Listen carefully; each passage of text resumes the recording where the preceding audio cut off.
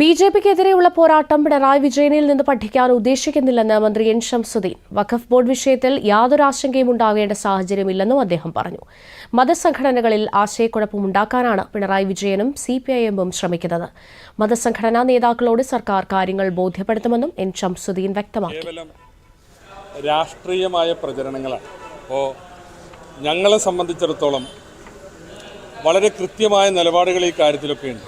അപ്പോൾ വഖഫ് നിയമ ഭേദഗതി ഇന്ത്യ രാജ്യത്ത് ഏതാനും സമയം മുമ്പാണല്ലോ വന്നത്.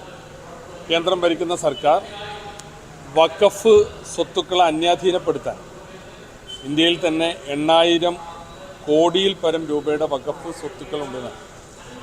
അപ്പോൾ അതിനെയൊക്കെ അന്യാധീനപ്പെടുത്താനുള്ളൊരു ശ്രമങ്ങളുടെ ഭാഗമായി നടത്തിയ ഒരു നിയമ ഭേദഗതി ഉണ്ടായിരുന്നു. അതിനെതിരെയുള്ള പോരാട്ടം നയിച്ചത് ഞങ്ങളാണ്.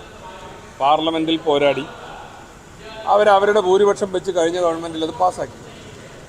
എന്നാൽ പിന്നീട് ഇപ്പോൾ സുപ്രീം കോടതിയിൽ അതുമായി ബന്ധപ്പെട്ട കേസ് ഇറക്കുകയാണ്. അപ്പോൾ അതുകൊണ്ട് ഈ കാര്യത്തിലൊന്നും ബഹുമാനപ്പെട്ട പിണറായി വിജയനിൽ നിന്ന് BJPക്കെതിരായ പോരാട്ടം പഠിക്കേണ്ട അവസ്ഥ ഞങ്ങൾക്കില്ല. ഇപ്പോൾ കഴിഞ്ഞ കാലങ്ങളിൽ